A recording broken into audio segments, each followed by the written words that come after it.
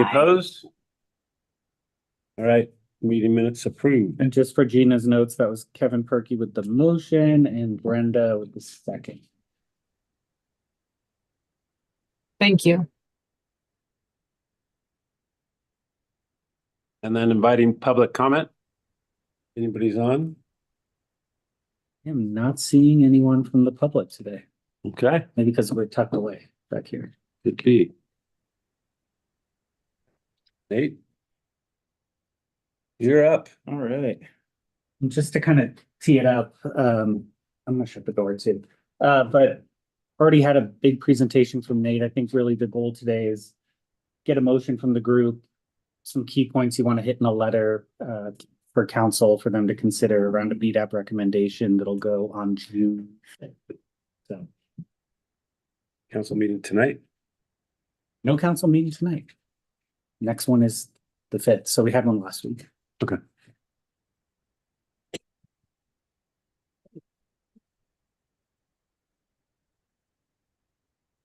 So Nate, go ahead and take it away. I'll let you go. Brandon from our board is here also. Hey. Good luck. Come on up. Hey, horse. Not mad at you at all. So for the folks online, we just had some folks come in, so everyone's getting settled real quick. And we've got some time, I should say, so our final update can't start until like 1 o'clock. Our speakers are coming from another meeting, so everything before then, we got a little time. Talk really slow. Yes, not the clock for us. Zen us all out. Well, I guess I'll just start out saying thanks again for your time. I know it's kind of a big ask having me in front of y'all twice, so I appreciate the time that you spent to look at our business plan, review it, ask the questions, those sorts of things. I'm not going to bore you with the same presentation from last time. I did want to just kind of drill down on a few high-level takeaways. For the door, you should have speak the. Release it. Sure, I'll just make it big, just slides, so it blows up. Perfect. So this data is it comes from Dean Runyon. I know Travel can just release some similar level or state level, but Dean Runyon is a research firm full of PhDs, folks who we take those numbers at a state level and drill down into the bend level numbers. And a few things I wanted to just point out here as everybody is kind of in this place where the economy is doing weird things, as we just talked about, is really focusing on that employment. And I think the things that we want to celebrate here are that the travel generated employment has recovered from these pre-pandemic numbers that we were looking at quite significantly. So we've seen a 10.5% increase over 2022 numbers, and then the travel generated earnings have increased even more significantly, a gain of 16% compared to 2022. And what that shows is just that folks in the industry are, those hiring levels, I think about 25,000 jobs in the hospitality industry at the state level were cut going into the pandemic almost 4 years ago this month. And we've finally seen that full recovery here. Some of that obviously being offset by some numbers that I'll report on in just a second. As I shared with you all last time, the past decade full of TRT collections, which, we've now surpassed $100 million in total TRT collections in the last decade, with now over 65 million of that going into the city's general fund, which is a really important source of funding for things like police and fire and other core services in the city. So as the organization contracted to really maximize those returns, it's something that we're paying close attention to. That said, things are looking down a little bit. So TRT collections this year are off about 4.1% from last year. However, I did want to call out a few things. I went back and kind of looked at where we were at in fiscal year 20, alluding to that pandemic shutdown. And at that time, the total TRT collections were sitting around $7.5 million year to date. And right now we're over $10.2 million. So that's a change of 36% in the positive from where we were at in fiscal year 20 to where we're at now, on an annualized growth rate of 7.85%, which is definitely besting inflation. So while things are down this first part of this current calendar year, looking at it over that time is that we have really recovered significantly from those pre-pandemic times. And the other thing I just want to point out looking at the industry metrics is that folks all over the place are down. So these numbers are from March, and it's kind of lagging data. Unfortunately, when we're looking at these national and state level numbers, it's hard to get the very recent stuff, but I did compare it to where we were at in March as well. So you can see that the Central Oregon region from an occupancy and TRT collection standpoint was off 3.1%. City of Bend was only off 1.9%. So it's and the United States as a whole was off 2.5%. So while it's not exactly the best picture, as we move into talking about our goals and what we want to do and what we're proposing to do in fiscal year 25, I wanted to share with you that preliminary data from March is showing occupancy being up 8.3%, which is pretty significant. And RevPAR, which is an industry term that stands for revenue per available room. It's kind of a blended metric of some occupancy, the cost of how much it costs to have that room occupied, and then the revenue that's coming off that from a property standpoint, that's up 8.9%.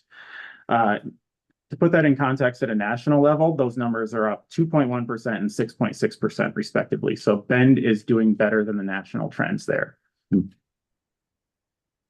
And then I wanted to just, I guess, I'll go back a few slides, sit on this budget again for a quick second, looking at what we're proposing for fiscal year 25 versus the current fiscal year we're in. We're not saying that fiscal year 25 is going to be down from fiscal year 24. What we're looking at is that fiscal year 24 number is off about 3% from what we had originally budgeted, that 3.1% number that I just referenced. So we're looking at a flat revenue projection going into next fiscal year and adjusting really our expenses to make sure that we have the revenue to go forward with our proposed programs and to achieve our proposed goals. What that looks like is really trying to hold the status quo on our grant programs. We know that those have an incredible benefit to our community between the Bend Sustainability Fund, which has now invested about $2.9 million into community projects that are benefiting visitors and locals, enhancing the quality of life, and the Bend Cultural Tourism Fund, which is investing into cultural programs throughout our community, things like Bend Film, museum projects, stuff like that. That's really great. Again, it's enhancing the quality of life for everybody. And where we're making some of those trade-offs is in the marketing line items. But we do feel like we've got a lot of opportunity to continue to achieve those TRT goals that I referenced in the goals.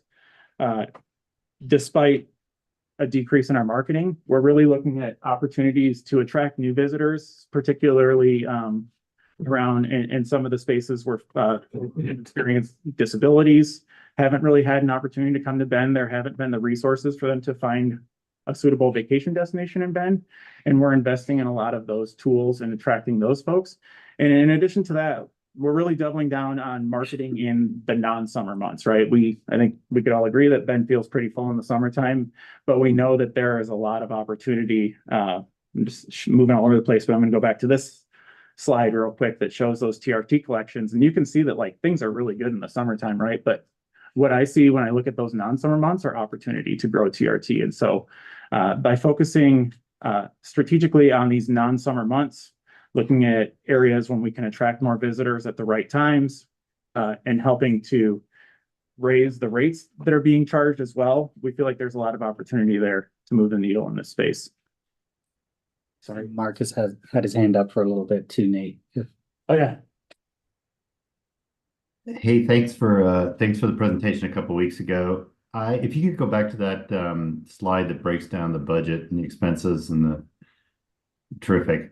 Last time, a couple weeks ago, I was equally concerned about, and I don't want anything changed here. I just want to get a sense of your thoughts on what happens when you reduce this marketing by 11%. I asked the question last time about the delay or the amount of time between when you have marketing and when it actually might be able to see some benefit of it.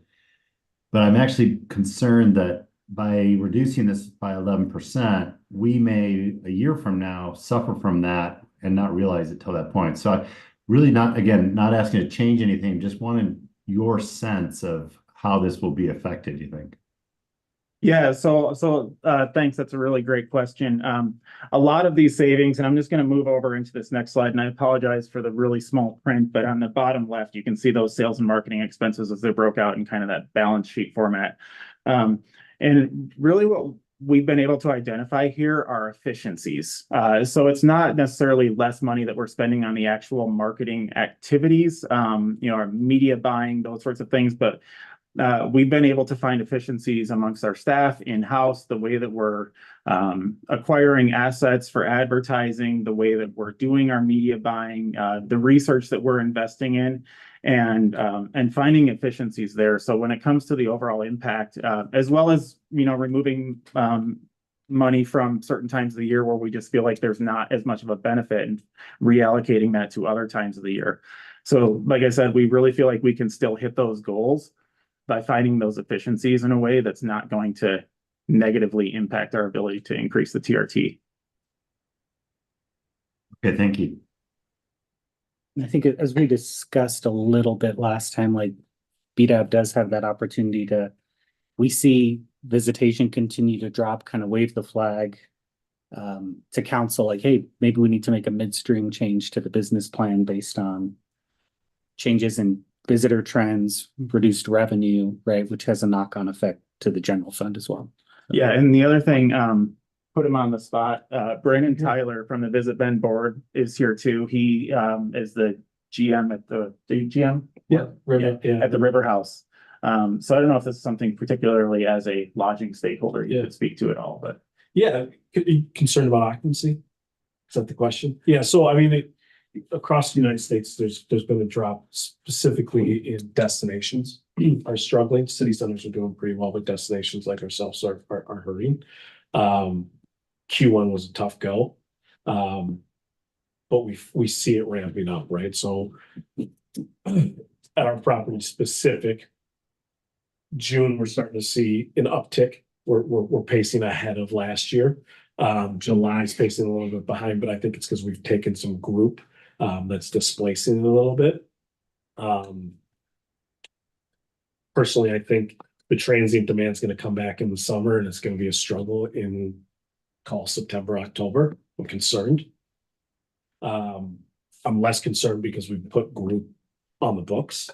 Kind of globally, ownerships are looking at 2025 going group, which works for us, but it doesn't work for every hotel. But the group business is out there. So I think we found that when we're able to fill, it does give some compression in town, which helps. We'll continue to do so. But yeah, there's definitely a concern about transient demand in the back half of this year. Do you share the same concern that sort of Mark raised, that, cut in activity or, whatever it may be from a budgetary standpoint? Is there more that Visit Bend can do to help, offset that sort of concern? Or I think so. It's interesting.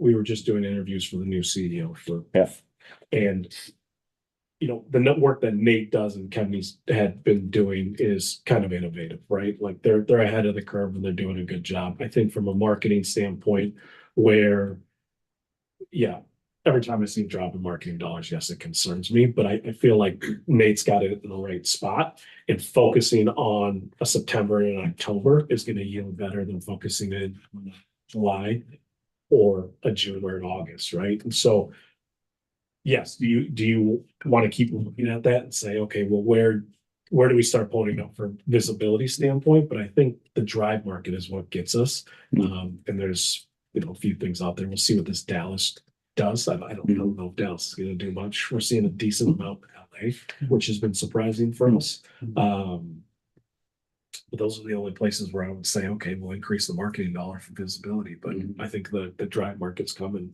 regardless. Yeah, and the other thing that I'll just add, Brandon mentioned it, but group business, that's another one of those areas where we've been able to find some efficiencies. We're bringing together folks from the industry to really put together a group of folks some folks from the River House, but some from smaller properties. Group business is really great for a number of reasons. It's more reliable. They're happy to come, at an off-season time of year. They're generally staying for a longer amount of time. They're spending more money. And we're in the process right now of starting to build out a new kind of group acquisition platform on our website that's really going to help drive that business. And I think that's another area where we're like, the group business, like Brandon said, it's the one place that's bucking this national trend of leisure travel being down. And so I think there's a lot of opportunity there that we're going to continue to focus on. And as we build out these new resources and implement this program, instead of maybe trying to spend so much money attracting leisure travelers, we're allocating some of that to attracting more group business. And that's going to pay off in the long term for a number of reasons that I just mentioned. I'm thinking that's Todd with his hand. Yeah, I just wanted to add to what Nate and Brandon have been talking about is transient room tax revenue is a combination of occupancy and ADR. Occupancy has been pretty flat, but ADR over the last 3 years because of inflation has been skyrocketing. And what we start to see, and kind of what we're seeing also in the national trend in terms of inflation, is ADR is coming down across the board. So VisitBen does, we do a great job, I think, of bringing people in, but at what price they come in, that's a little bit of a different story. And there's a little bit of a kind of outside factors that play a role in there. Certainly we can bring in different types of customers, but I think as it goes back to the marketing conversation, just be aware that prices in hotels are coming down. The demand for hotels seems to be relatively strong and flat, but it's just part of that inflation conversation. And the budget really has a big focus on bringing people in, and then that's up to the product that Bend has that can charge the prices that they can charge. It seems like there may be some more reliable, like leading indicators relative to that group business. Like a person comes and they may book it on a Thursday afternoon to come to town for a weekend. That group business is booking out months in advance, I'm assuming. So that window is shrunk as well, but yes, they're definitely months in advance, typically speaking. I think like citywides and so forth that may come through to us are things that we're going to continue to focus on. I also think the type of business is changing. We deal with a lot of associations which might not have the spend outside. But yeah, there's other group businesses coming. We're doing fan trips to kind of start bringing in some people from our national reach from our management company. So like it says, it's keeping our eyes open and net open for citywides. But generally for you guys to help with the things that Mark is addressing and others about the concern on the marketing side, right? It seems like there's some leading information that you guys can hopefully grab and be able to measure that further ahead of the individual room type business, where you may not necessarily going to grab the ADR information, but you'll grab the booking information, which should, at least help tell you whether or not that marketing in that shoulder season is working. Absolutely. So hopefully we can see that further ahead of, other, summertime data, where it's just a, family coming to town to spend the weekend or. Yeah, you nailed it. There's, these leading indicators, right? And this lead generation tool that we're working on building for these group sales, it's going to really help us be like, okay, now we know January is looking really good. We know October's looking really good and those sorts of things. And bringing all the players to the table, right? Because like Brandon said, the types of groups are changing also. And everybody maybe you at one point wanted convention center space and lots of it, but we know that there are a lot of opportunities to bring smaller groups to Bend. You think about like corporate retreats from the Portland and Seattle markets and stuff like that. And those folks do have a little bit shorter lead time. And so we can be more opportunistic with that. And by Visit Bend kind of running this lead generation program, it's equitable from a property standpoint, but it's also something where we can make sure and have that personal touch of connecting those meeting planners and that group business with exactly the right property and activities that they want to do. Good. Talk too fast. Sorry, Megan. That was good.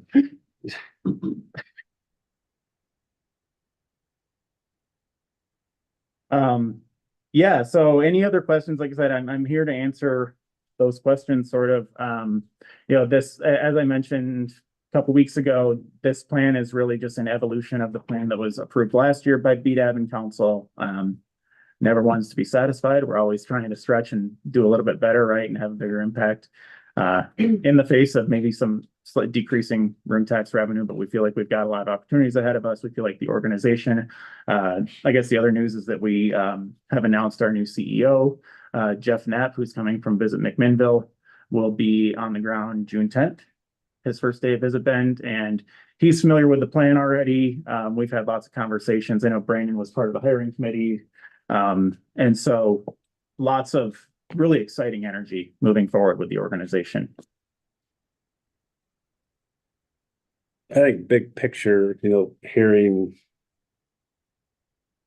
that police and fire, obviously that revenue is coming from Visit Bend. We've got, other issues happening that are, potential for general fund money where we're moving people out of positions in planning and pulling that general fund money. So, all in all, revenue decreasing in multiple buckets, right? So I think the longer term concern is, with a limited ability to pull general fund, like what is, as we're all kind of watching these buckets, like how are we gonna stay ahead of that?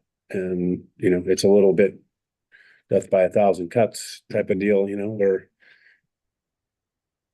so just something to pay attention to, I think. Be starting off the budget process again toward the later part of this year. I think we have a lot of conversations around those type of questions. Yeah, and these are like just as a reminder, going into building out our budget, we have several meetings with the city's finance and accounting teams just to make sure that we're aligned on all of these things. There's no crystal ball, right? I mean, like Brandon's got pacing data that's going out into the fall and saying, oh, some of this looks a little short. What are we doing? And we're constantly engaging in those conversations with those folks so that we can try to like tighten things up, move the needle and those sorts of things. But we understand that our high level marching orders are to like drive those or those general fund collections, right? And I know, overall the TRT is a small portion of the general fund. I don't remember the percentage, but it's 10%. yeah, but it's still 9-10. still something, right? And things like police and fire, these core services for the city, it's really important, and we understand that we have a role to play in that. So it's not something we take lightly, for sure. Yeah. And I think just my comment is really a general business comment, not specific to any one person or group. It's just, our forecasting is very challenging right now. So just the sentiment across business right now is that way. Got Brianna's hand. Hello. I was just going to mention, I think it would be good to get an update going towards the end of summer of what fall is going to be looking like, to then have an input on what sort of marketing efforts will be done going into that season where you would be investing the bulk of the funds. So how did summer perform and what things need to be adjusted for that? Would be happy to. Yeah, absolutely.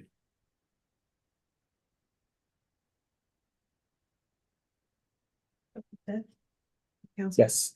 Yeah. I'm not seeing anyone like, let's not get an approval of this plan.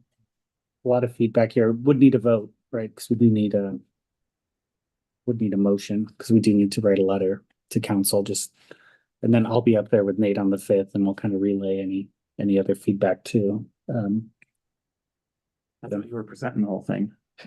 I feel like I could at this point. So a motion to approve, Recommend approval. recommend approval for Visit Bend's business plan. Current budget, business plan, and then Thing. revisit the budget spending in the fall or before fall. Okay. Second. That was Gary and then Second. Kevin. Brenda Spears. Oops. I think you got beat on that one. All right. The room. All in favor? Aye. Aye. Any opposed? Aye. Thank you. Any opposed? Nope, Petra's got her hand up. Or was that, I think it's not. was that Nye? Okay. Excuse me, Ben, you said Gary North made the motion and who seconded? Kevin made the no, Gary made the motion, Kevin seconded. Thank you. Yeah, All in favor? I think you got unanimous. Oh, we got, okay. Yep. All right. Can you stop sharing, Nate? I guess, yeah. Thanks again, y'all. I appreciate it. I know it's, as the Economic Development Advisory Board, I know it's difficult and, like you said, Gary, I know there's a lot going on in the business world in general, and we're trying to be a positive part of that, but there's a lot of external forces that are kind of, but I think it'll be great to check in the fall, being able to move forward and have that comprehensive media plan to share with you all and just kind of update you on what we've seen over the summer and yeah, all those things. So thank you all. Those group bookings do really well. We're working on it, yep. And Todd, you don't need to hang around anymore if you don't want to, but thank you for your time. Thank you very much. Appreciate it, guys. Bye-bye. Oh, and I am not sharing the right way. So we ready to jump on to the next thing here?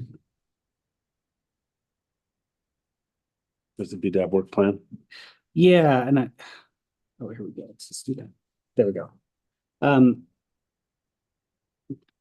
love technology today. Works. I think this is working. So I've talked to a number of you and also members of chamber staff, chamber advocacy board, really like, where the heck is BDAP going over the next few months, right? We spent a lot of time talking about the transportation fee. That kind of sucked the air out of the room. And really the second half of this year is going to be focused on what's broadly called an economic development strategy. City of Bend hasn't had one. Really just wanted to give like a 2-minute, 5-minute overview of what that is and kind of where we're heading. So maybe it's easier if I start with this slide. Allison was kind enough to pull this together, but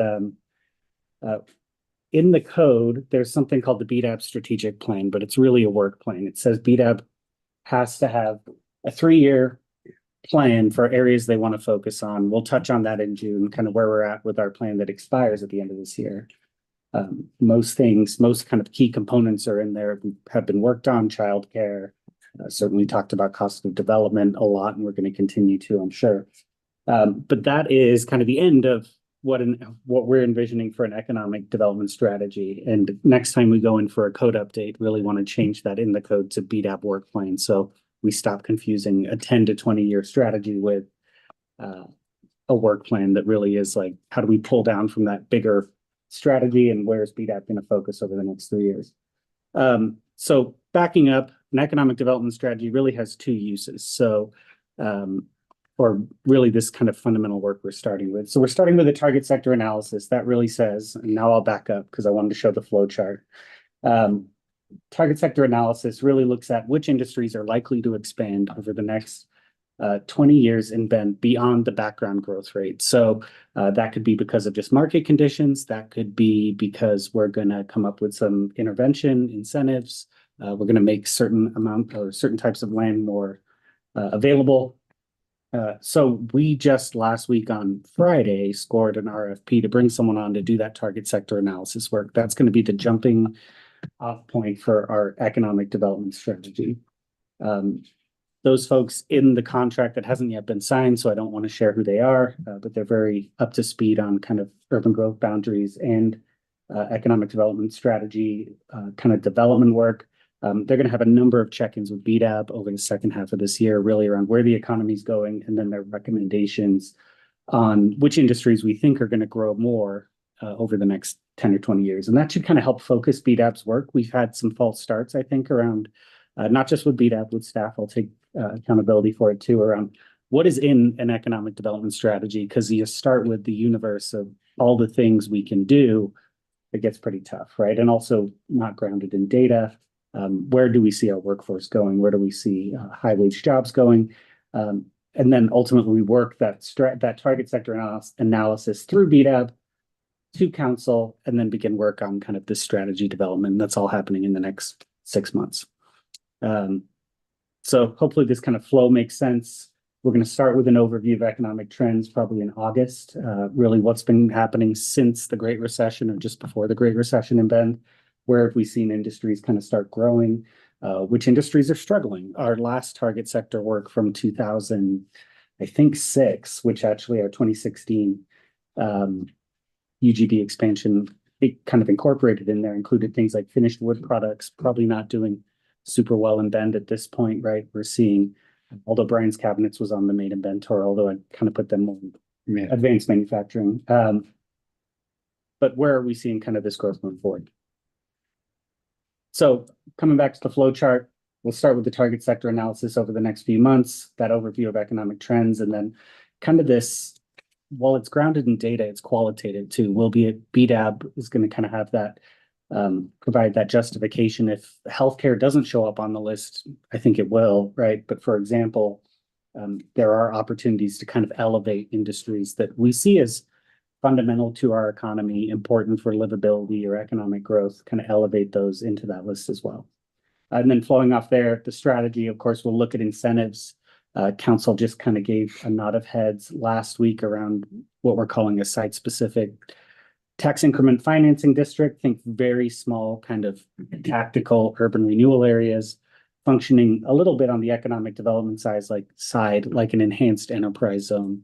Doesn't have to be in an enterprise zone. We can essentially carve out tracks both for housing and for economic development to kind of incentivize. And we'll talk a little bit more about that through the second half of the year as well. So a lot of these things are kind of moving in tandem, or more than two things, but they're all moving together. Ideally, by the end of the year, we at least have kind of a framework for council that we can get some buy-in, and we'll bring that forward. First with BDAP though. So tentative BDAP schedule. There's a little bit on transportation fee in September, October, but more of an update. Don't really see us getting embroiled, hopefully, in just a single issue for the next few months. So in June, we're going to get that presentation that council heard last week around this site-specific tax increment district. We'll talk a little bit about our BDAP's work plan over the last 3 years. Where were the hits? Where are the misses? No meeting in July. May pull a few of you in for some sort of focus groups with the consulting team if they're ready by then. But then we'll be back in August, talk about economic trends. So like I said, what's growing, what's not. September, October, we're actually looking at those target sectors. And then from there, it really is, okay, how do we take those sectors and incorporate them into a broader strategy that may include things like entrepreneurship, workforce development, land supply, infrastructure, and the like. To something more holistic by the end of the year. So that's my plan. I think we can get there. Yeah, and this is one of the key inputs we need for, like, if you think about urban growth boundaries and effectively talk about the work plan here. It's now with the subcommittee. We look at this helps start to fold in what are we trying to target. Then we look at what the land needs we have available inside the city, what do we need outside the city. We blend that with the housing needs. And those are two major inputs that go into the UGB work that happen over the next several years. Yeah. And really, out of all of the analysis we do for the UGB, that target sector work is kind of the most, or it's data-based, but it also incorporates this kind of policy feedback around, we're going to try to make this industry grow, even if it may not be growing at a rate we want in Bend right now. Right. You talk to, the state land, Department of Land Conservation Development, there are certainly cities that say, while we have no distribution centers in town, we think our economy is going to be distribution centers to the horizon in the future to try to kind of goose their urban growth boundary expansions. The feedback from council, and I think the feedback BDAP has had, probably not where our economy is going, right? With land prices, constraints around workforce, but really what are those industries we kind of see growing moving forward.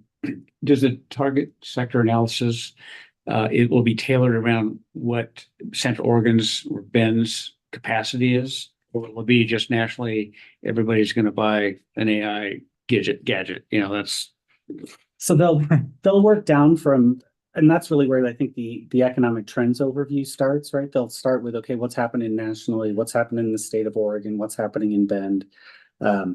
BDAB will have an opportunity to provide feedback there, but yeah, my hope and my understanding after talking with the submitters to the RFP is really this is tailored to Bend, right? I mean, even you look at Bend and Redmond, I think we're seeing some split around large lot industrial is going to Redmond, even if we had large lot available in Bend, right? Just because of the land prices.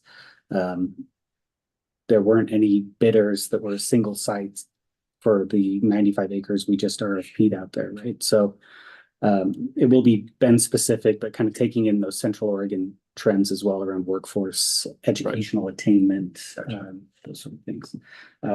One kind of cool thing about the RFP, and I'll share more data or more info once we kind of move to have it all signed and buttoned up, but there is a kind of a la carte option. If we get to the end, we can make a contract amendment, and they scoped out a second project that really does look at more in depth at the clusters we identify, what are the local challenges, really getting much more granular. So if we said, hey, manufacturing is a key desire in Bend, okay, then what kind of manufacturing, right? What are the logistics hurdles? Very different for bioscience than for,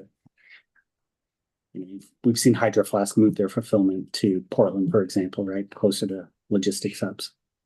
Katie, I think. Yeah, and that was really my question is, you can do the sector analysis, but we have some inherent weaknesses and opportunities here, and just where does that come in the conversation? Does it come first?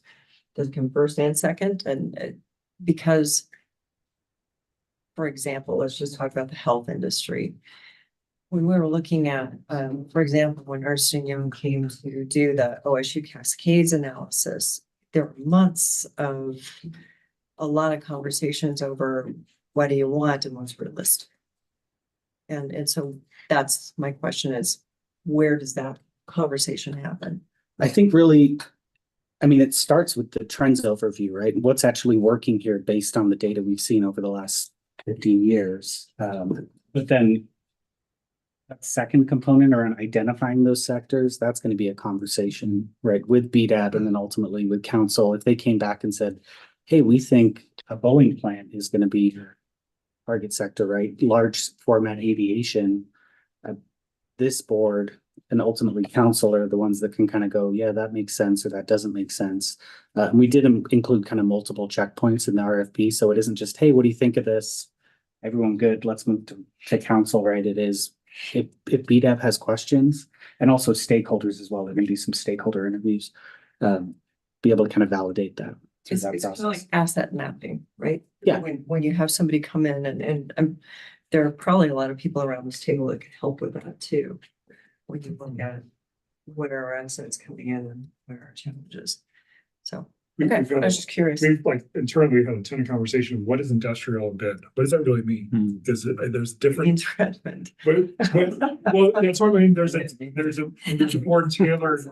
It's almost office. It's a blend of a lot of different things of what's working in Bend. Is that just a blip on the radar? Is that the reality?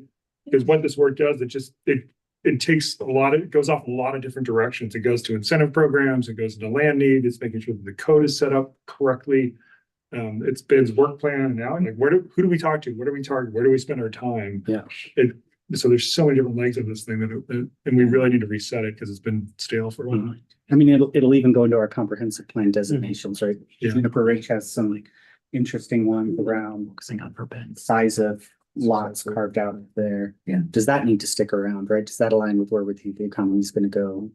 50, do we have 2 reserved 50-acre large lot parcels? Do those still make sense with the types of industries we're getting? That'd be great. There's a lot of this is going to be the jumping off point to probably 2 years of kind of sporadic discussions, especially as the urban growth boundary part kind of starts moving. Yeah. If it makes sense. This is what the heart of BDAP really should be doing. Yeah. This is right now. Yeah, it's really exciting to me. So I'm sorry, one last question. So when does council start to discuss their next year's goals? Review the goals? Towards the January, really the beginning of next year. When So this the new council. New council. Yes. Good. Yeah. Okay. And really I mean, the actual strategy itself, I mean, item 3 on this list, it's something that can be revisited as things change, right? It's not, we got a 10 or a 20-year plan let's throw it on the shelf, right? It's being incorporated into those 3-year work plans. If we're seeing a new industry pop up, right? How does that impact target sectors? Although the regulatory component of the analysis that's going to be done really does start running to create our 20-year land need by 2026, 27 is when that can. Yeah, which then falls into the urban growth standard work and everything else. So, Can I ask a structural question? Like, Sure. so help me understand how this fits then with like EDCO, chamber, like the city's role in informing your strategic plan, your advocacy work, I'm guessing. Heather's not here from the workforce board, but you know, Heather's accountable to the county. So the city plays a different role with the workforce board. Like, I'm curious about, you mentioned it not sitting on a shelf. Like, help me understand how this becomes an actionable thing. I'd also say none of us are going to know what 10 to 20 years looks like. So, you know, there's going to be another pandemic. I don't know, like, maybe change the line. I'm just curious how this then operationalizes, Yeah. how it affects the organizations in this room and then those who are not. And like, just so I can understand where we have influence on, you know, all right, we're going to help set a strategy, but like, where does the rubber meet the road and how does that help with the partner organizations that are in this room and not? I would love for the partner organizations to weigh in. I'll just touch on the 10 to 20-year plan. Like I said, the actual economic development strategy, BDAP can say, hey, we want to amend this whenever they want, right? The 10 to 20-year lookout on what industries we think are going to grow. I mean, that's tied to state land use, right? Urban growth boundaries. We're supposed to maintain a 20-year supply of buildable land in Bend, right? So that part, we're not going to go and do a UGB expansion every year, right? The way Oregon state law has been set up, although it may change over time, has been, Right. You know, you get a lot of resources, a lot of stakeholders in the room, a bunch of data, and then you figure it out, and then you come back 10 years, 15 years down the road and do it again. So that part is a bit of kind of monitoring. Now, at the same time, if suddenly we project a certain amount of land for employment and that gets swallowed up in 2 years, that starts triggering a whole lot of different conversations as well. because we actually feel like there is some housing need to expand, but employment, man, may be the main reason we need to expand right now. Just the way, then it helps. What do we do in Juniper Ridge? What's our strategy up there? How do we set up deal structures? I mean, ties into.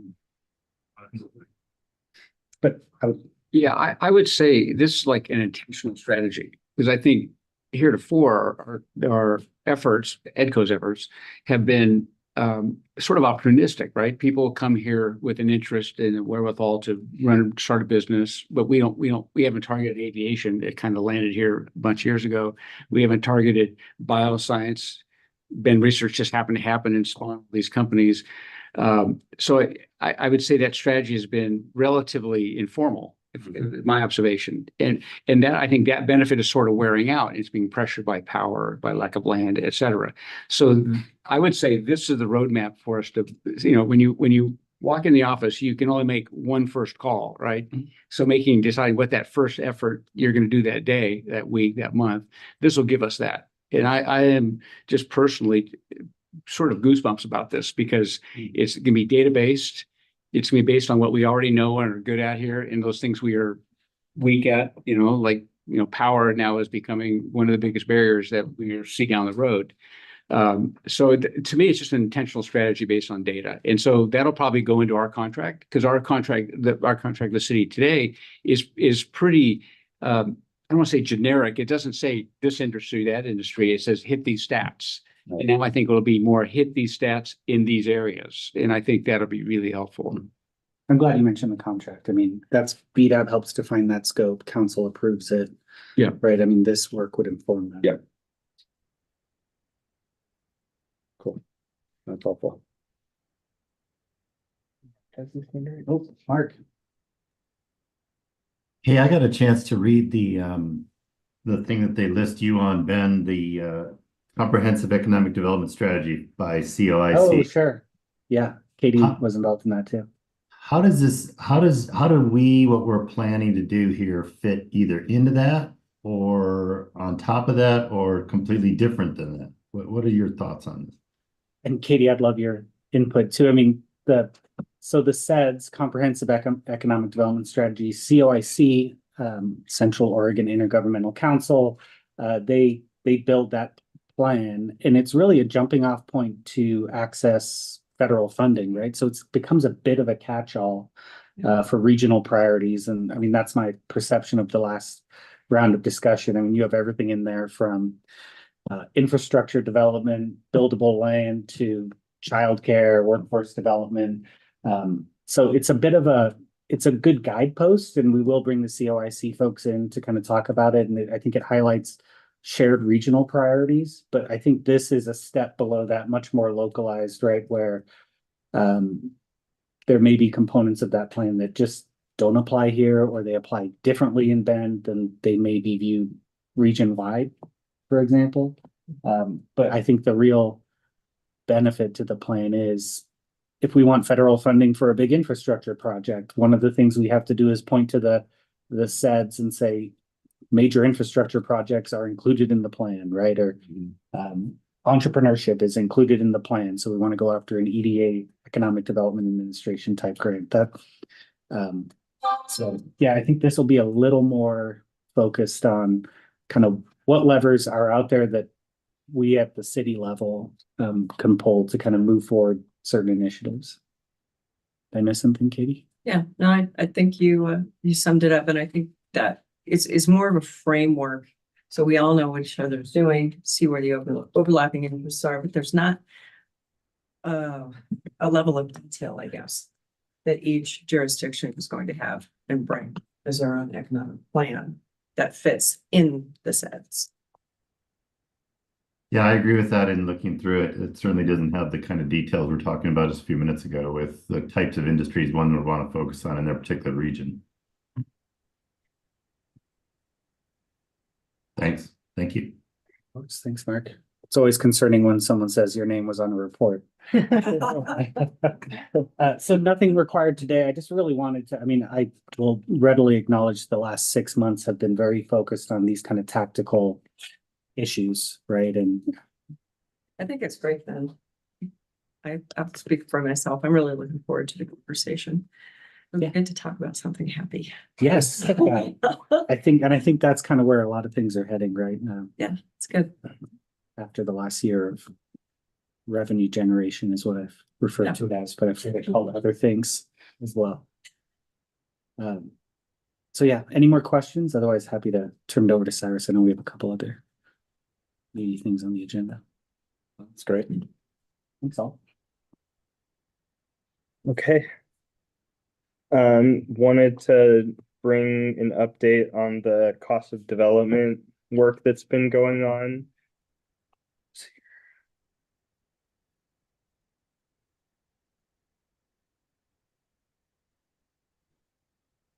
Okay, so thank you for the folks that have been a part of the conversation so far.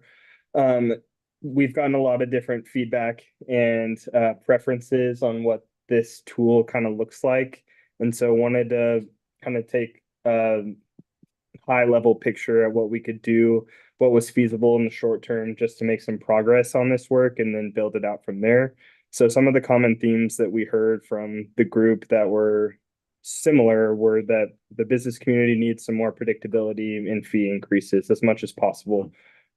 So really using this as a tool to have some more of that predictability and forecasting ability, and that the city tries to communicate this information as proactively as possible. So just creating a little bit more certainty. We don't want the business community to get caught off guard or get hit with things that they weren't able to actively work ahead of and work proactively in a variety of different ways. So what this is going to look like to start will be looking at more of a simple calculation that as a starting point, and then with, COBO wants to take this information, for example, and add other criteria or other factors into the equation, if you will, then we want to be supportive in that work and have our community partners be able to use it in whatever way makes the most sense for them or is most helpful for them.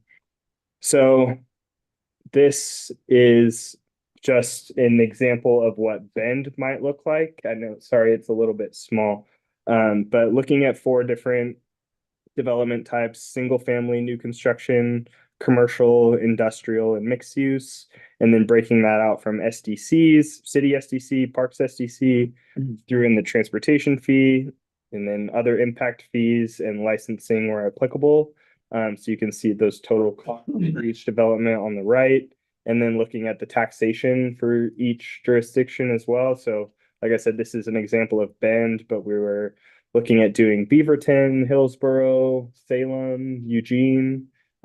So that outreach for this data hasn't started yet, but wanted to at least let you know what it was looking like at this point, and hopefully with the green light from you guys, starting to do that outreach as soon as possible.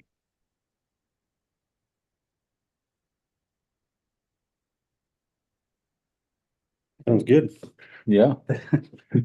Outreach away. Okay, yeah. Go ahead, Ally. Sorry, I probably should have reviewed this before the meeting. So I'm gonna give you my stuff.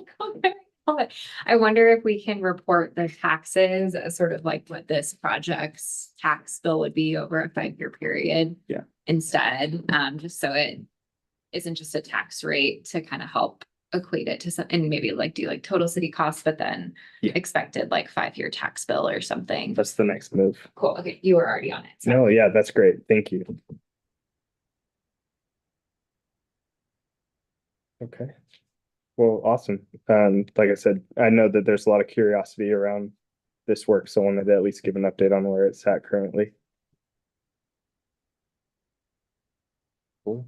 And I think we're jumping into the letter that PDAP was maybe. Yeah, is everyone good? Talk about that? Yeah, so no presentation today, although Colin's here if any questions come up. Sounded like there was interest in providing some feedback to council at the last BDAB meeting around the permit fee changes slated for the end or start of the next fiscal year, really. Highlights in the areas of kind of key discussion were what was originally slated as a 20% increase for building is now being locked in at 15% for this year, really based on activity in that area.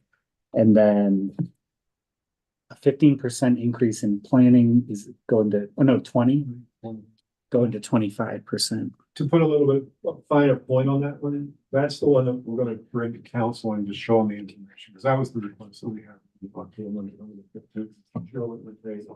get the planning fund to the minimum 6-month reserve by the end of the fiscal year 2028, which was that planning exercise.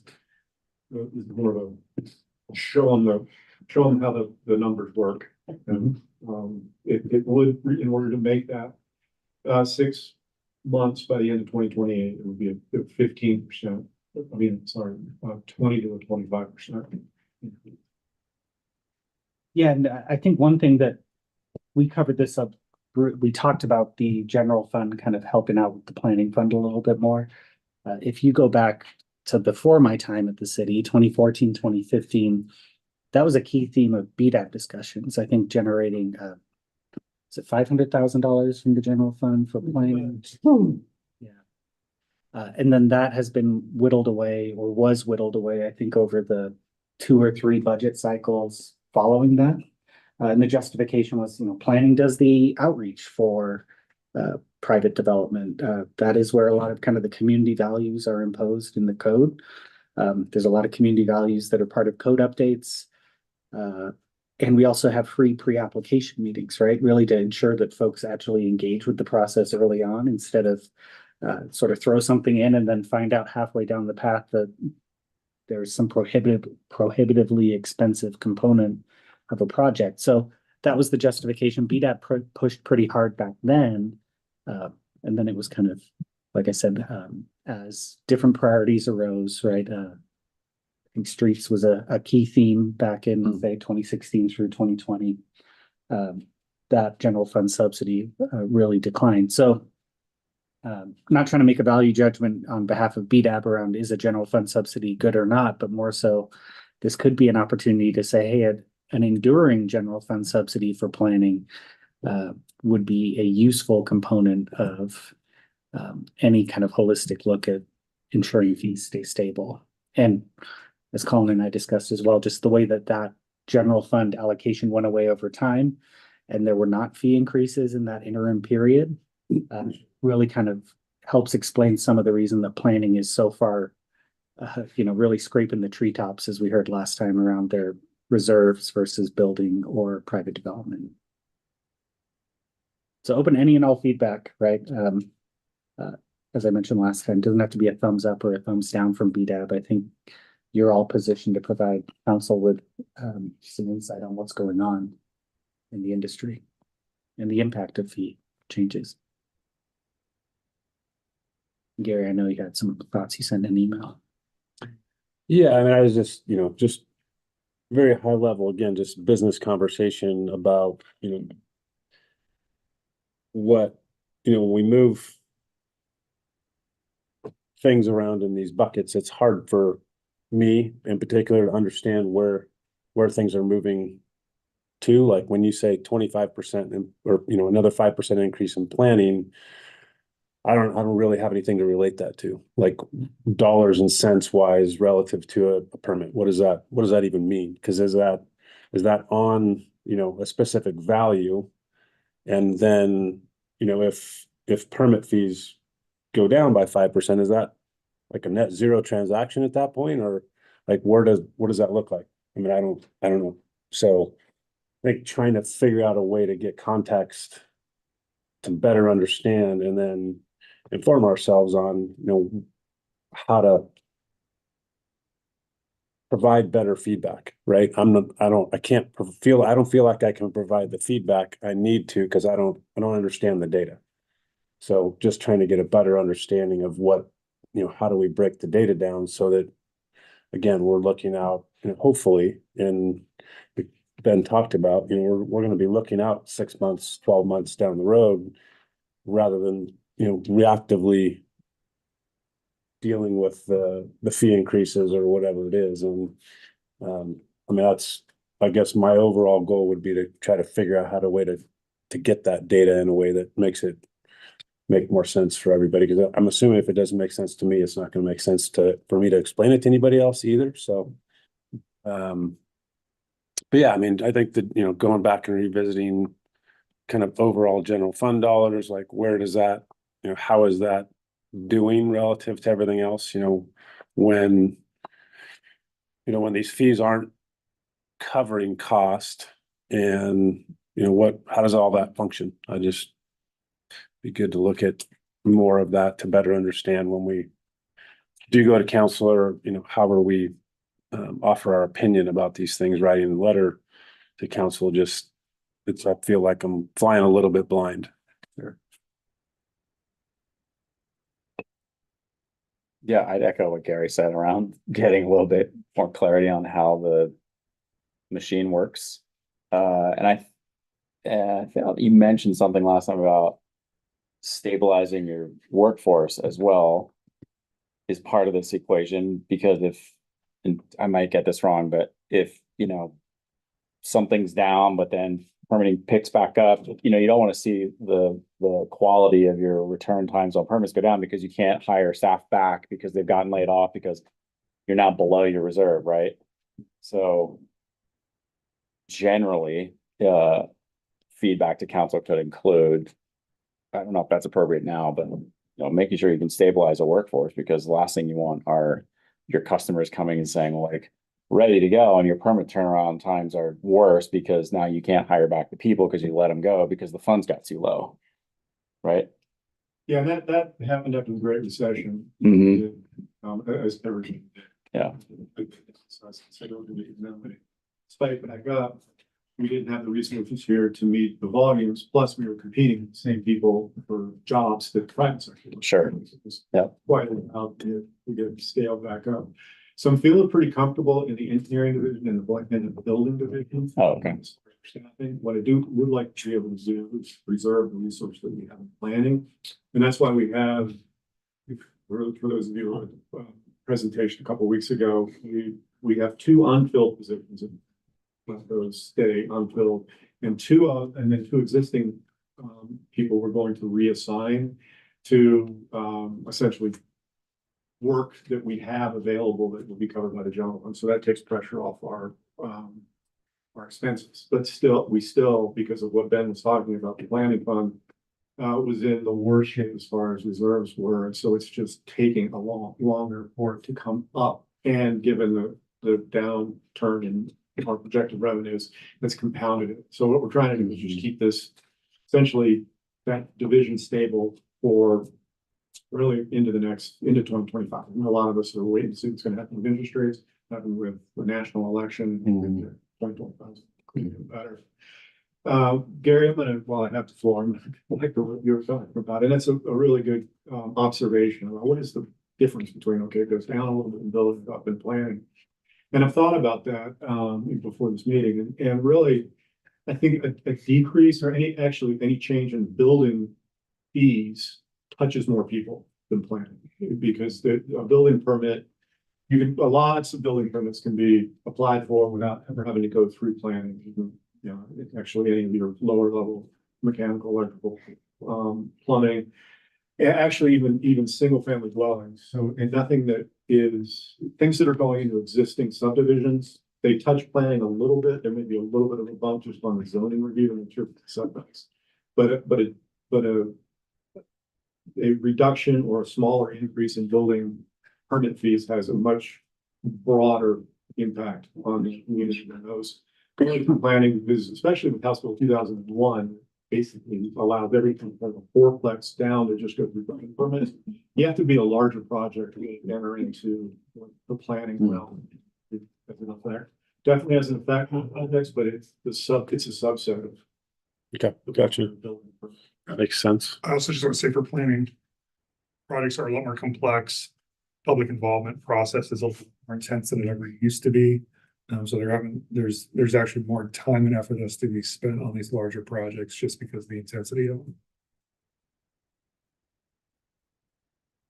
I would say to do one infill project takes about the same amount of time or more than doing a 200 lot subdivision on the edge of town. There's so much complexity and so much to figure out, and it takes a lot of time. Case in point, right? Yeah, super unique.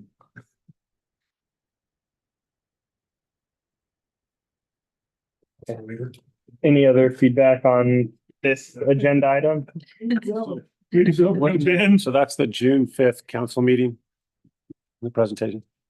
And then the fees go into effect, new fees will go into effect as of January 1. Okay. Remember, we've broken them into steps for the next couple of fiscal years, so this is July and January. All things budget go through in June 20th, actual adoption of the e-resolution.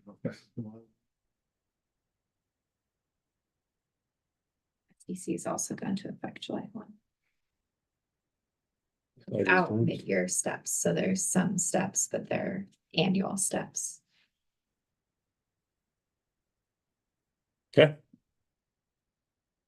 So is there, sorry, I stepped out, I started coughing, but We were lost without you. yeah, is there a desire was there a motion around a letter, or is it something you'd rather go to council on June 5th?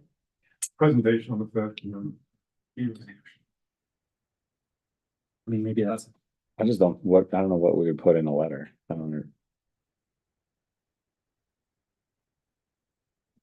That's fine. Yeah, totally fine. I do think there could be something around just the concern with the economy and the costs associated with it and the diligence to pay attention, to be mindful of those things.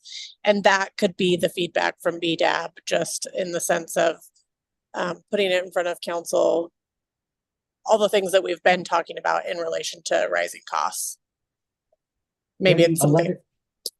Sorry. No, you're okay. Haven't seen it with this council, but I have been at council meetings in the past, right, where something has been phased in or proposed to be phased in, and a counselor has gone, well, why don't we just rip the Band-Aid off, right? Let's do it all right now. And having a letter, right, to say, to at least provide that context never hurts, right? To kind of remind council that you're here. Megan, I don't want to. No, I speak for agree. council, I but- agree. Yeah, I think so too. Is that? Okay. Say yes. So, I mean, I wrote, and we need to get some feedback on it. I gave a few notes to Ben and Cyrus. So maybe we'll just circulate something around as a draft and then get the rest of BDAB's input on it and figure out. But I agree. I mean, it can't hurt anything, and I think it's nice that we show alignment on these things moving forward as who we are. And And I think if I could, I think it also kind of solidifies some conversations we've been all having for over a year. And saying the conversations with BDAB and with other business folks as we've worked through the needs of the city have included some stop gaps where you can pause and look at your incoming and what the economy is actually doing and whether or not that's matching up with the need from the city to pay for staffing and support for said growth. That we want to make sure that those checks and balances happen over time, that we monitor data as much in real time as we can, and that over time, this is a tool. It's a tool for the city to keep their head above water. It's a tool also from our end. It's a tool to make sure that this is all balanced moving forward. And I think that is worth saying. And a lot of people in this room put serious amounts of time into negotiating the permits and the SDCs. And a lot of people did. And just to say it out loud and say, here we are, time to hit the button, the go button on this. And let's just make sure we remember the agreements of continuously doing check-ins as we move forward. I think would be fair. And we would need a motion today, and we can then draft something up and work with Gary and Brianna to flesh it out. But I mean, I heard what's going on in the market, total in business, continued refinement in data, to make increased transparency, however we want to frame that, and then the need for these check-ins to continue. Those are kind of the four components that I think were in your letter as well, Gary. Is that enough to make a motion around? so. Yeah, I'll make a motion to write the letter with those points included for the next city council meeting. I'll second.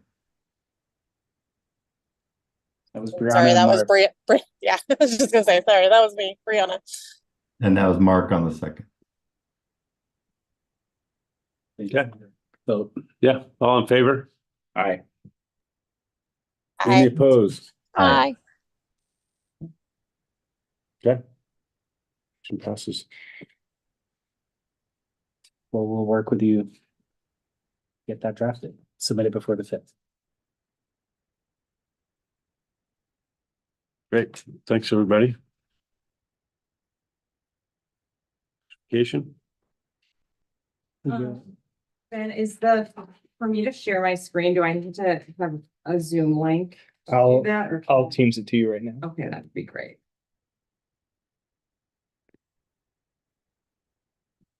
Yeah, and Cassie, if you want to, are you gonna jump up here? Yeah. to the table? Oh, sure. Just to tee this up too, a lot of questions from folks in the business community around potential be frank, bans on natural gas. Yeah. Right? I think the chamber board already had a very similar presentation to this recently. You're gonna hear about some of the legal questions around, moving forward, and council got this update maybe a month ago and asked Cassie to really bring it here just to kind of fill folks in on where things stand right now. I think there's a whole lot of work that's going on that got the opportunity to kind of get updates on, weigh in on as work around community climate action plan and electrification kind of moves forward. But wanted to make sure we didn't wait till right before a council decision to start talking about it. Folks tend to not react super well. didn't go.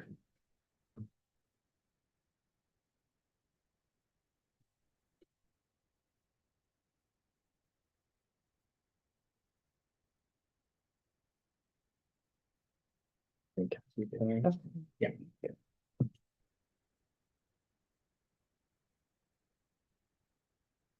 Okay.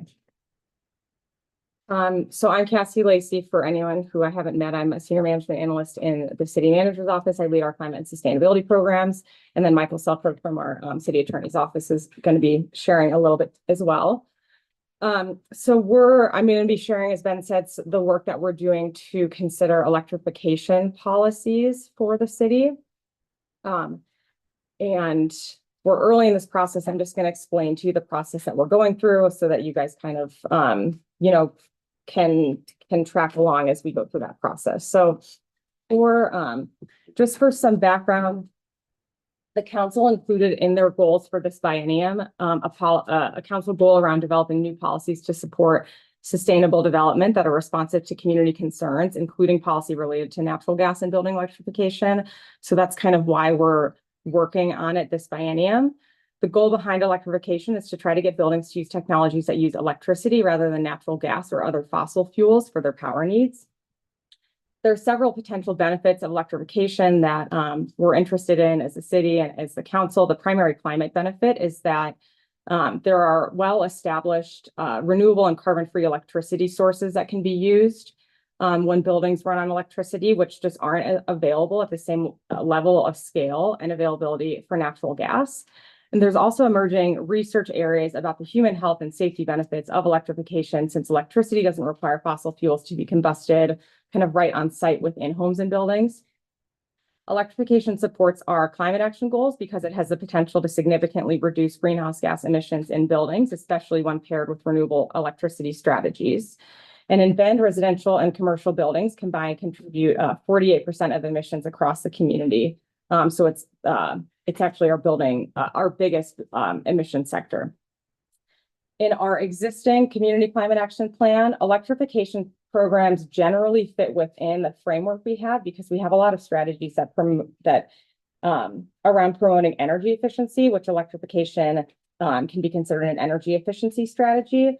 But the energy efficiency strategies that we had were broader than that. They didn't call out electrification specifically. So kind of digging deeper into electrification and what that could look like in Bend is kind of a new area for us. So we're at a place now where we just have a lot of learning to do to understand what options we have in Bend.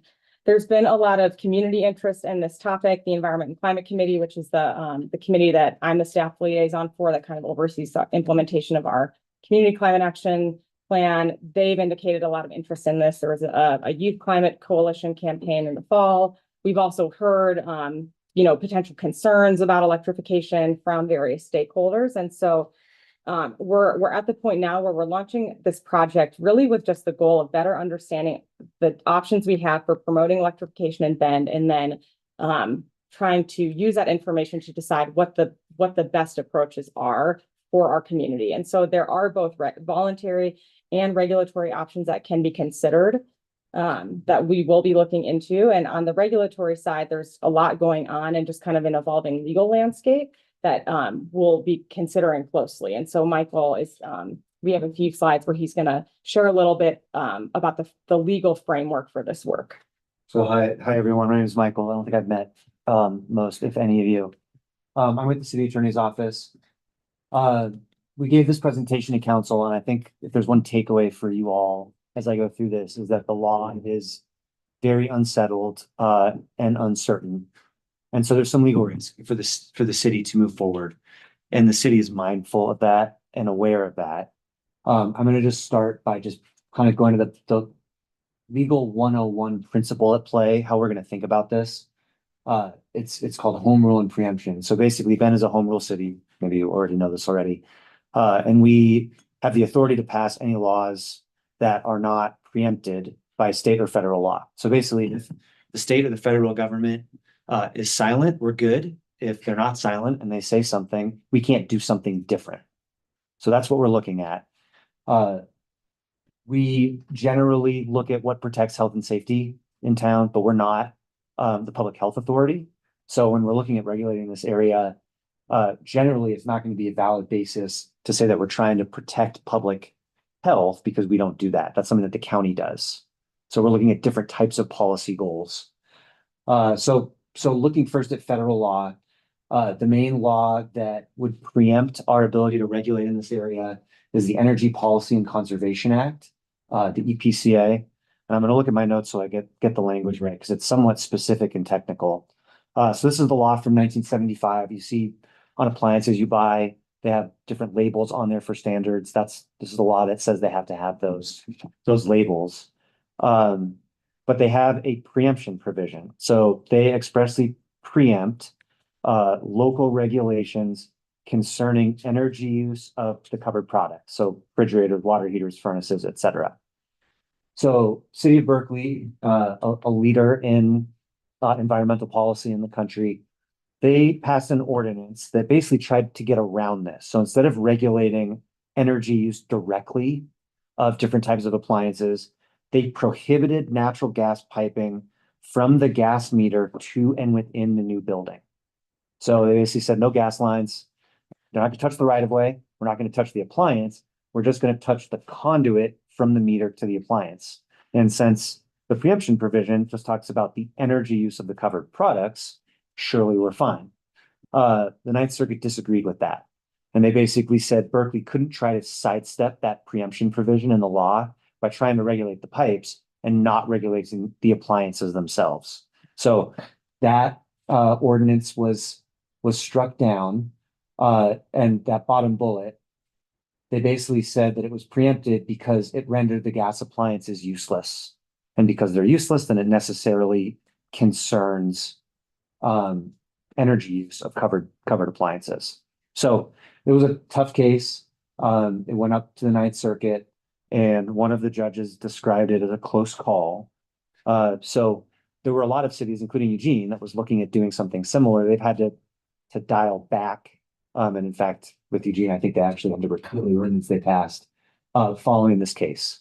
So this is an example in real time of a city that passed a law trying to electrify, for lack of a better word, and were met with a legal challenge. Interestingly, the legal challenge, if you'll see it, it was by the Restaurant Association. So it wasn't by big gas, it wasn't by big oil. It was folks in town that are cooking meals for people, part of the economy. So I don't want to say that it's surprising that that's where the opposition came from, but I think it's notable for the city that this is not just natural gas companies that are going to be disrupted by this, but it's everybody uses natural gas, especially in a town like Bend. My last apartment had natural gas in it, and so it's residential and commercial. So that's federal law. Hopefully the next state, perfect. So then there are some state laws also. So the state laws are different state to state. So when you're looking at other cities that are passing these laws, it's not going to be a good comparator for us unless you're looking at Oregon cities. So Washington has done some work in this field. New York has done some work in this field. It's a place for cities to get ideas about how other municipalities are regulating, but because the laws are different, it's not necessarily directly transferable to us. And then also a lot of the laws at the state level are enacted by different levels of government. So California, for example, they actually have air pollution control districts. Oregon doesn't have that. So it's a separate kind of governance structure. So what we're looking at is just what cities can do. We're not looking to county. We don't have a metro area. We don't have another type of district. And then we're looking at what state laws might preempt us. So there are two that I want to talk about. There may be others. The first one that comes to mind is just the state building code. So it's the building code that applies statewide. And there's a preemption provision in it that essentially says the building code has to apply equally throughout the state. So no matter what city you go into, buildings are generally going to be at the same type of health and safety rules. Cities do have an opportunity to work with the state to do some city specific rules, but it's a process. So we're going to be limited by the building code. And then there was a new law that was passed, HB 3409 in 2023. And this regulated or set energy performance standard for commercial buildings. and commercial buildings include multifamily residential. And we're still in the rulemaking process for this. So it's very unclear what these rules are going to say. There is a preemption provision, but it was somewhat hastily drafted and added in towards the end of the rulemaking process. So some of the other lawyers I've talked to and I are still not totally clear about what it means or how it's going to work. But there is going to be some limitations on our ability to do policy work on commercial structures as well. So I think that's the last slide. And I'll just kind of sum it up to say that this really is an unsettled, difficult area of the law right now without much guidance. So to the extent the city is going to be regulating in this area, they're going to have to be really looking at a complicated patchwork of law and really kind of parsing out where they want to regulate to make sure that we're being strategic and surgical to avoid legal risk. And then I have more slides about the process. Ben and Cyrus, do we have like a hard stop at 1:30? I know you were shooting for. I just got a text that there's another meeting in here at 1:30, so. Oh, shoot. Sounds pretty hard. Well, I will just try to, in just a couple minutes, explain. So what we are proposing is that we have a two-step process, which is essentially a lengthy analysis that will help us first understand kind of the universe of options that we have to promote electrification locally. And then the second step will be narrowing down those to a list of prioritized policy areas of interest, and then doing a deeper dive to better understand exactly what the cost, benefits, risks, and opportunities are for that narrower set of policies. And then after there, we would kind of facilitate, council will make a decision about whether they want to pursue any of those policies.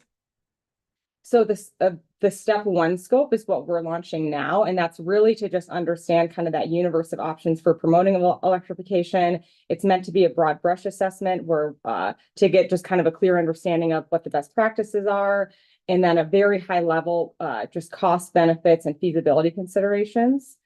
We are planning on doing some stakeholder interviews during this step one to just begin identifying issues, ideas, and concerns from potentially impacted industries. And then the conclusion of step one will help us determine kind of what the biggest potential policy or program opportunities are. And then if there are any that we just want to say, these are not a good fit for us, we're not going to consider those any further. And then step one will also hopefully identify some short-term actionable items that the council may want to move forward with more quickly, and then identify what are potentially the bigger policy areas that they may be interested in, but we know that we need to do deeper research into. And so for this step, we're going to be using our the Environment and Climate Committee, which is the one I was referring to earlier. They're going to be the committee that kind of wades through that analysis and provides a recommendation to the council. And so at the end of step one, the direction we'll be seeking from council is which policies or programs they want to continue investigating, and if there are any that they want to look at as short-term action items. And then we'll also be defining what the stakeholder engagement looks like for the second phase. And the second phase is when we're taking hopefully just 2 to 5 policies and doing that deeper level of analysis with much more kind of direct stakeholder engagement. And Cassie, we're good on time. Oh, That was okay. about council chambers. Okay. So that's kind of the scope of step one. And then the timeline for that is shorter timeline. So we're in the process of selecting a consultant right now to provide some of that technical expertise. We think that the stakeholder interviews and kind of developing the policy options and that high level analysis will be through the summer. So we are hoping, by July, but it'll take through August or so. And then at the end of the summer, we'll be working in public meetings with the Environment and Climate Committee to have them develop a recommendation that will go to council ultimately in October is what we're shooting for. And then these are just a couple of examples of the types of programs and policies that we'll be looking into. So we'll be looking for best practices around incentivizing electrification, and then disincentivizing non-electric technologies, exploring city level commitments around our own city facilities and operations, decarbonizing the natural gas supply with alternative fuel sources, restrictions and requirements about what kinds of technologies can be used in buildings. So those would be some of the regulations that people are, kind of talking about, and then also just better understanding kind of what's going on at the statewide level and how we might be able to support or engage in statewide policy. And then for step 2 of this process, that's when we'll be taking that much narrower set of policies as directed by the council and doing the deeper level of analysis. So we'll be trying to take more local data and doing a lot more kind of direct local stakeholder input to really understand and quantify the impacts of each of those policies. And then the goal of this phase is really to identify one or a couple of policies that would have kind of the best outcomes and the highest impact, and that the council at that point will be ready to decide if they'd like to move forward with actually enacting some of those policies. The scope of step 2 is going to depend a lot on which policies we have decided to advance into step 2. So we don't have a lot of detail about exactly what data we'll be getting out of that step, because it will be specific to the policies that we're actually looking at. But for this step, we do feel we need to do kind of a different level of stakeholder and public engagement. So depending on which policies we're assessing, we want to make sure that we're getting the feedback and information from the most impacted stakeholders of those policies. And so once we know what those policies are, we're going to be talking with the council to kind of discuss what that stakeholder engagement and other public input looks like to actually get to a recommendation for step 2. So the point of that is that the step 1 recommendation is going to take place in the Environment and Climate Committee, but the recommendation in step 2, which is when we're actually recommending, like, this is what the council may want to move forward with, will have some sort of different stakeholder engagement that is intended to engage the heavily impacted industries. So that might be an ad hoc committee, kind of like we did with the tree regulation update, or it may be something different. So that's part of the direction we'll be looking for from the council when we talk with them in October. So the timeline for step 2 is, it's a little bit loose because, again, as I've said, it's gonna depend a lot on what the scope of that analysis looks like, but we kind of anticipate taking November and December, finalizing that stakeholder engagement, public input, and then really pushing into that deeper dive starting in January. And then I have here that would take January through April, would be kind of the analysis part, and that I have a placeholder for next summer, summer 2025, where we'll be doing that stakeholder engagement or public engagement. And I have that as just a 3-month peer process, but it could well be much longer than that, depending on how we decide to approach that. So the goal is to sometime next year come to council with a final recommendation on which policies to pursue.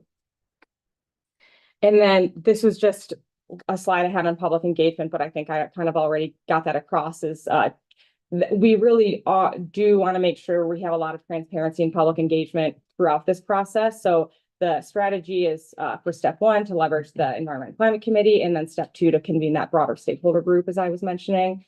Some additional things we'll do is have a project website with project status and updates. And then it's possible that the council will decide to add some additional public engagement kind of as the process goes along, and just being responsive to what comes up. And then the last note about that is that if there were to be some kind of bigger, more meatier policy that's recommended as a result of all of this, we would then start a policy development process, which typically has additional stakeholder engagement. So there should be a lot of opportunities for feedback, I think, is kind of the main message we're trying to get, that we're really hearing, from all the stakeholders and concerns. And that's it. So I'm happy to answer any questions about.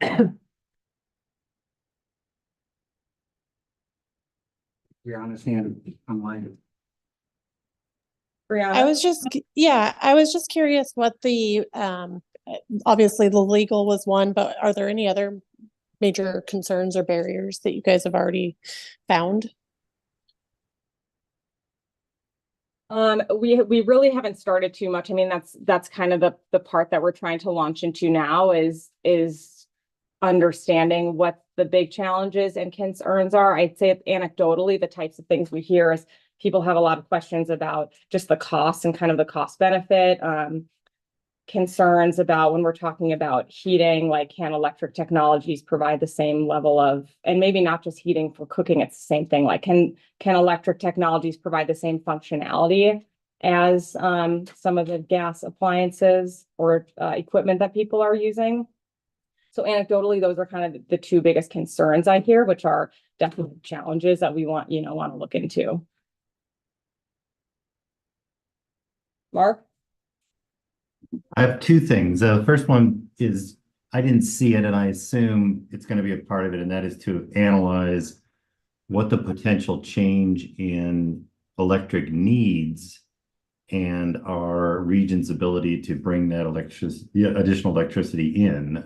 I hope that that's a part, that at least some of that analysis is a part of this job that you're undertaking. Yeah, no, thank you for raising that. That actually probably should have been the first challenge that I identified. Will be that, like, is with an increased electricity demand, how is that going to work? And is that something that our utility providers can provide? And I know that they've been struggling even with some of the existing load coming on. So that's something we're aware of. And we've had some initial conversations, at least with Pacific Power, on that front in kind of an informal capacity. But we'll engage them even in the step one in like a formal stakeholder interview capacity to try to get like some real kind of official information and analysis that they've put behind that. Yeah, and I would hope that the environmental group then looks at the ways in which they may have to create that additional power. So sometimes the benefit that you're looking for isn't realized.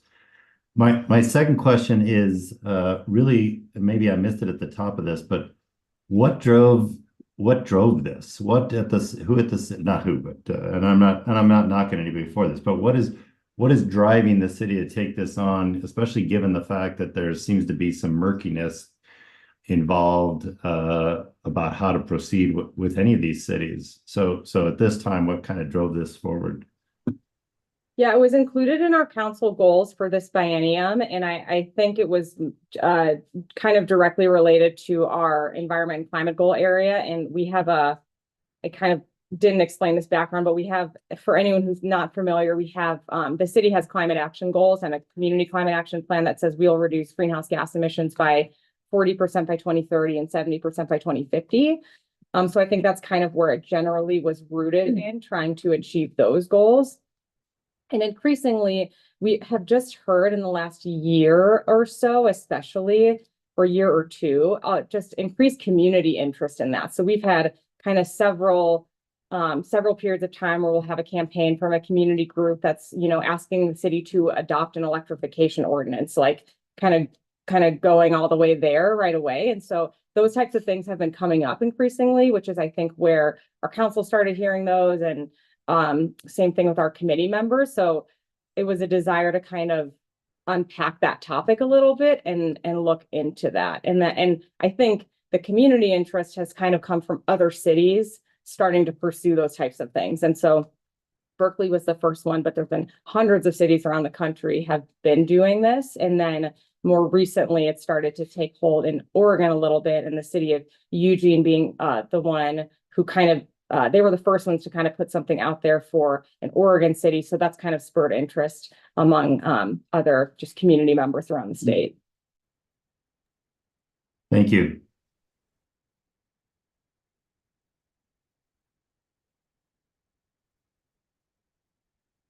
No need to wait to council right now. I think this is more just let's get this out early so folks come in.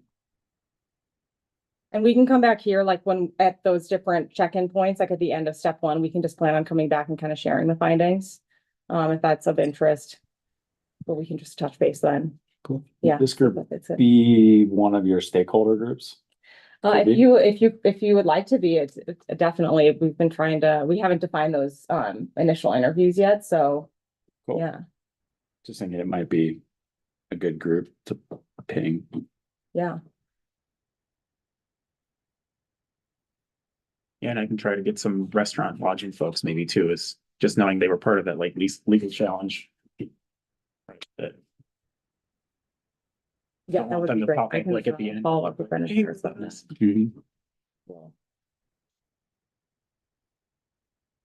Thank you, guys. Yeah, Thanks. Thank Yeah. you. Thanks.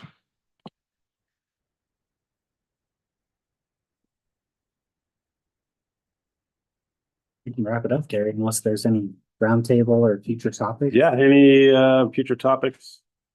I just wanted an update on replacing the BDAM members.